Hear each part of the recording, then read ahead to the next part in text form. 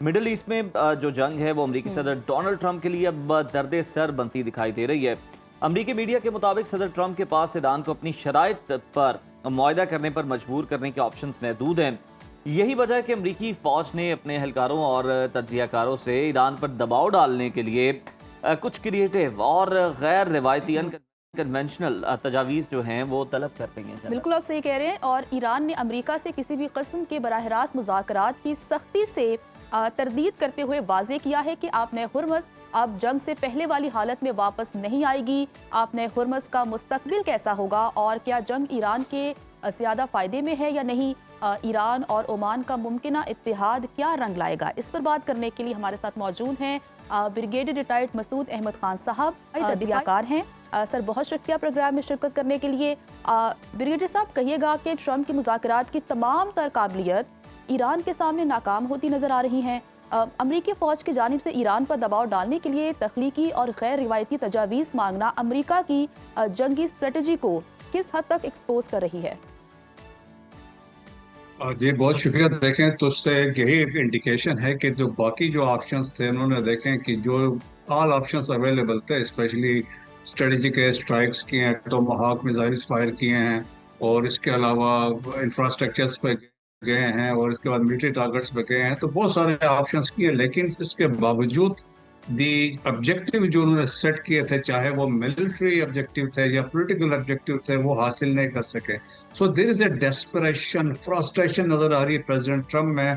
So that's why एक ये लोगों की असेसमेंट है कि इन हालात में वो एक एक्सट्रीम उस लिमिट पे भी किसी सूरत में जा सकते हैं। लेकिन अभी रिसेंटली जिस तरह सेंटकॉम ने एक थिंक टैंक को एक आइडिया फ्लोट किया, उनसे गाइडेंस मांगी है कि अगर अनकन्वेंशनल मीन्स पे हम जाते हैं या कोई ऐसा चीज हो आपकी इन एडिशन टू जो हम ऑलरेडी कर चुके हैं, हाउ टू पनिश ईरान, उनसे आप देखेंगे। इसका मतलब ये तमाम ऑप्शंस खत्म हो, अब लोगों से पूछ रहे हैं कि हम इसमें क्या कुछ कर सकते हैं। सो डेस्परेशन उसमें बज़ाहिर नजर आता है।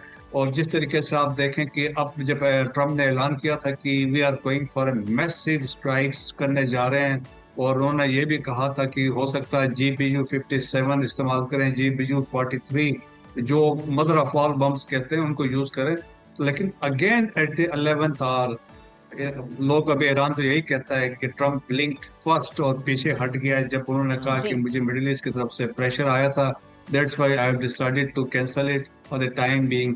But at the same time जी जो बातचीत चल रही है between Oman and Iran, positive उसमें इंडिकेशंस आ रही हैं और इसमें होपफुली कि जो एक दरमियान का रास्ता निकलेगा। दो डिफरेंट ऑप्शंस पे बातचीत हो रही है, लेकिन लाइकली ये है कि for the time being straight of Hormuz, देखें अभी सब कुछ बाकी चीजें बैकग्राउंड में चली गई हैं। Focus is on straight of Hormuz की फेज 1 में opening of strait of Hormuz पे बात होगी और इसके बाद अगर इस पर अंडरस्टैंडिंग होती है, ऑल्दो आपको पता है कि जो 60 डेज 17 अगस्त को खत्म हो रहे हैं, तो लाइकली इसको एक्सटेंड भी किया जाएगा, फिर बातचीत चलेगी again based on Islamabad memorandum of understanding which is the basic document है। इसको बुनियाद करके आगे जा सकते हैं। सो स्टिल ऑल ऑप्शंस जो हैं ट्रम्प के पास, जो लास्ट ऑप्शन अभी भी है कि वो मैसिव उस पर जाएंगे, जिस तरह उन्होंने कहा है कि डीकैपिटेशन भी हो सकती है। और उन्होंने कहा था वर्ल्ड वार 2 के बाद की सिचुएशन ऐसी होगी जो उस दौरान में थी। तो मेरे ख्याल में एक थ्रेट भी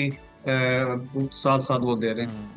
बिल्कुल, थ्रेट भी साथ साथ दे रहे हैं, मुज़ाकरात की बात भी हो रही है। ब्रिगेडियर साहब ये भी कहिएगा, जिस तरह से आप आबना हुर्मस की बात कर रहे हैं, ईरान कहता है कि चाहे हालात नॉर्मल भी हो जाएं, लेकिन आबना हुर्मस पर जो मामला पहले थे, जिस तरह से फ्री वहाँ पर आप शिपिंग हो सकती थी, ईजीली आप आ जा सकते थे, अब वहाँ पर ऐसा नहीं होगा। तो आपको लगता है कि अगर मामलात सेटल डाउन हो जाते हैं तो फिर क्या पूरी दुनिया ईरान को ये अलाउ कर सकती है कि वो अपने हुर्मस पर कोई टोल वसूल करे या फिर अपनी इजारादारी कायम करे? देखें ये बिल्कुल अल्टीमेटली उनका ऑब्जेक्टिव तो यही है, क्योंकि वो समझते हैं कि इन स्ट्रेट ऑफ हॉर्मुज का कंट्रोल जो है that is very important. It is a nuclear weapon उनके लिए हाथ लगा है, जिस तरीके से basically they are controlling entire West Asia. लेकिन एट द सेम टाइम ये देखें कि जो बातचीत होगी, जो सेटलमेंट होगा वो तो होगा, लेकिन ईरान ने ये वाजे किया 28 फरवरी से पहले की सिचुएशन नहीं होगी। लेकिन अगर अंडरस्टैंडिंग कोई डेवलप होती, देखें this is the only option for both Iran and America कि वो फेस सेविंग अब ले लें। अब बैठ के सिंस अभी ओमान इस बातचीत में शामिल है, तो एक ऐसा अंडरस्टैंडिंग हो सकती है। देखिए, और ओमान ने भी ऑप्शंस दिए थे कि साउथ का रूट भी चले, नॉर्थ का भी चले, सेंटर से भी एक चले। ईरान ने फिर ये भी बात चली कि एक तरफ से एंट्री हो, एक दूसरी तरफ से एग्जिट हो। और अब बात हो रही है सेंटर से एक इंटरनेशनल रूट हो, और ईरान कह रहा है उसमें आप टैक्स लगाएं। लेकिन जब ओमान कह रहा है वॉलंटरीली उसमें होना चाहिए। सो डिफरेंट ऑप्शन है। लेकिन अभी ये है कि जिससे कंट्रीज ने रियलाइज किया है कि स्ट्रेट ऑफ हॉर्मुज जो है फ्यूचर में उनके लिए एक मसला बनता रहेगा। जी। सो दैट्स वाई कि वो अब वर्किंग कर रहे हैं अल्टरनेटिव ऑप्शंस के लिए। अब सऊदीज के पास आपने देखा कि ऑप्शंस क्या था। Straight of Hormuz was one, the second was बाब अल मंदब, और तीसरा ऑप्शन उनके पास सुएज कैनाल से था। दैट्स वाई आपने देखा होगा रिसेंटली सुएज कैनाल पे भी 2 टैंकर्स पे ड्रोन्स फायर हुए हैं। जी। सो ईरान की तरफ से मैसेज था कि आप जहां से भी जाएंगे आप फ्री नहीं है। But still GCC countries they are opting for another option कि वो स्ट्रेट ऑफ हॉर्मुज को बाईपास करना चाहते हैं। पाइपलाइन के जरिए वो स्ट्रेट सी या सुएज कैनाल से मेडिटेरियन सी जाके और रेस्ट ऑफ द वर्ल्ड से कनेक्टिविटी चाहते हैं। ऑल्दो लेंथी है, डिस्टेंस ज्यादा है, लेकिन एक्सपेंसिव एक है। ऑप्शन है। और अब थिंक टैंक्स का भी यही मानना है कि फ्यूचर में 2030 तक या 35 तक स्ट्रेट ऑफ हॉर्मुज की जो अब हैसियत है, जो इम्पोर्टेंस है, वो खत्म हो जाएगी। अच्छा सर, जैसा कि आपको पता है कि सदर ट्रंप की जानिब से इत्तेहादियों की अपील और हमला रोकने मुज़ाकरात के आगाज़ के दावे पर ईरान ने फौरी तरदीद कर दी। अगर हम इस जंग की बात करें, जो कि हम ऐसा लगता है कि इसमें बहुत ब्रेक्स आ रही हैं, कभी बाकायदा तौर पर अटैक होता है, फिर कहा जाता है कि मुज़ाकरात शुरू कर लिए गए हैं, तो क्या ईरान जंग से ज़्यादा फ़ायदा उठा रहा है, इसलिए ईरान इस तरह की खबरों की या ट्रंप के बयान की तरदीद कर देता है फौरी? ये देखें ना, ईरान का अभी क्या है कि ईरान को पता है कि टाइम मेरी तरफ है और मैं प्रिवेल कर रहा हूँ, क्योंकि स्ट्रेट ऑफ हॉर्मुज असल में देखें तो द सेंटर ऑफ ग्रेविटी, जो स्ट्रेटेजिक चोक पॉइंट है, वो ईरान के हाथ में है। और उसके लिए देखें, आप जितने एयर स्ट्राइक्स करें, मैसिव बम्बिंग भी करें, जब तक ग्राउंड में आपके वहां पर ट्रुप्स नहीं होंगे आप उस चीज को कंट्रोल नहीं कर सकते हैं। और फिर ऊपर से ये है, ईरान को ये भी पता है कि हमारे पास वल्नरेबिलिटीज हैं कि दिस बेसिस जो है। देखिए अमेरिका की जो वहाँ पे स्ट्राइक्स हुआ, आपने रिसेंटली भी इस बार जॉर्डन में क्या हुआ, और इनके जो नुकसान हुए हैं अमेरिका के बहुत ज्यादा हैं। सिमिलर अनदर वल्नरेबिलिटी है स्ट्राइकिंग दी GCC कंट्रीज से। गल्फ के अंदर आप देखें जिस तरह बहरीन पे, कुवैत पे, पास में UAE में हमने देखा, और फिर जॉर्डन पे जो हमले हो रहे हैं, तो आप समझ लें कि GCC की भी दुखती रख उन्हें पकड़ा। सो दैट्स वाई देखें ना, प्रेशर जो बिल्ड हो रहा है अमेरिका पे इन GCC कंट्रीज से हो रहा है कि आप ऐसा न करें। सो ईरान को पता है कि मेरे पास लूज करने के लिए अभी कुछ नहीं है, कि अब वो तो यहाँ तक तैयार हैं कि they can go to any extent to get hold of strait of Hormuz को। वो किसी सूरत में नहीं छोड़ना चाहते हैं, और उसके लिए वो जितना कुर्बानी देना। लेकिन ये है कि हर एक की एक टाइम लिमिट है कि आप कब तक रेजिस्ट कर सकेंगे। आपकी ईरान की अपनी economic life line is blocked है, आपकी अपनी इकानमी बैठ रही है। $300 बिलियन का आपका नुकसान हो चुका है।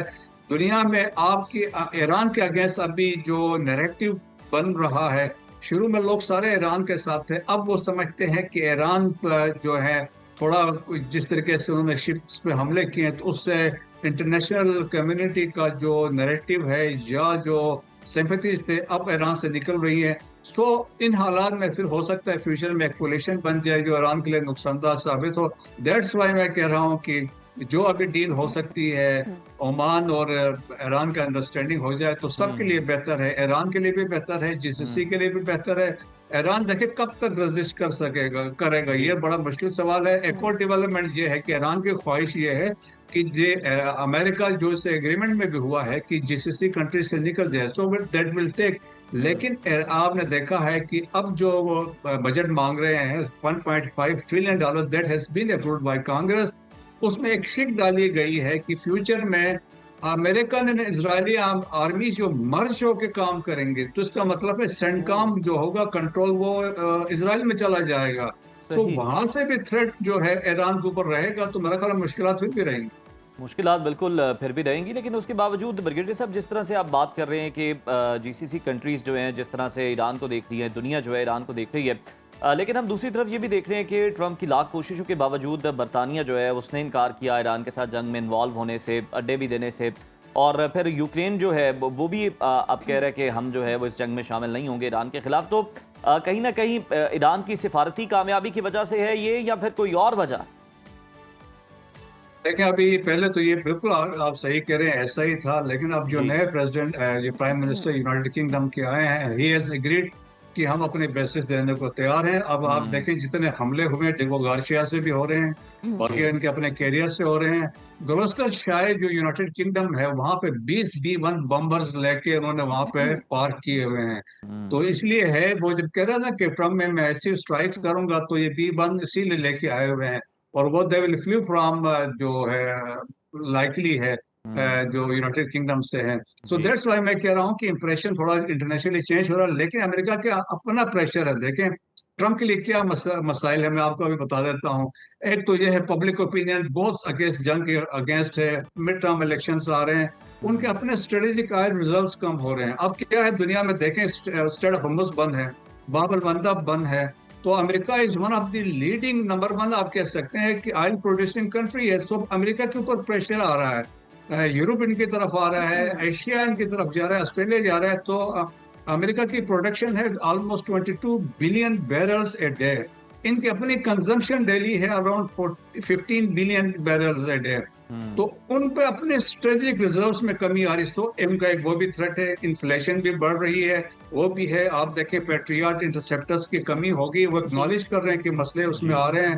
तो ट्रम्प के लिए वो भी है पब्लिक। और फिर आप देखें कि जिस तरीके से वहां पे पब्लिक उनका अगेंस्ट है, तो मेरा ख्याल में ट्रम्प के लिए भी मुश्किल है। दैट्स वाई वो भी कोशिश में है कि मुझे कोई फेस सेविंग मिल जाए कि मैं यहाँ से निकलूं। फिर जीसीसी कंट्रीज का बड़ा प्रेशर है, वो कहते हैं भाई आपका सिक्योरिटी अम्ब्रेला हैज फेल्ड, हम्म। आपने हमें प्रोटेक्ट नहीं कर सके हैं, तो भाई अब हमें क्या करें। आप तो उनके सिविल इंफ्रास्ट्रक्चर पे जाते हैं तो हम तो तबाह हो जाएंगे, ईरान अगर स्ट्राइक्स करता है। हम्म। सो उन पे और बहुत बड़ा प्रेशर है अमेरिका के। दैट्स वाई इसके लिए, तो दैट्स वाई ट्रम्प, ये देखें ना, स्टिक एंड कैरेट वाली वो पॉलिसी पे चल रहे हैं। लेकिन ये एक बात है कि डेस्परेशन बहुत ज्यादा है, फ्रस्ट्रेटेड है। और फिर दैट्स वाई वो थ्रेट करते हैं ना कि वर्ल्ड वार 2 जैसी सिचुएशन हो सकती है। तो हम्म। अल्लाह ना करे कि उस तरह के हम किसी सिचुएशन में जाए। अल्लाह न करे कि उस तरह के हालात जो हैं वो पैदा हों। बहुत शुक्रिया ब्रिगेडियर रिटायर्ड मसूद अहमद खान साहब आपका।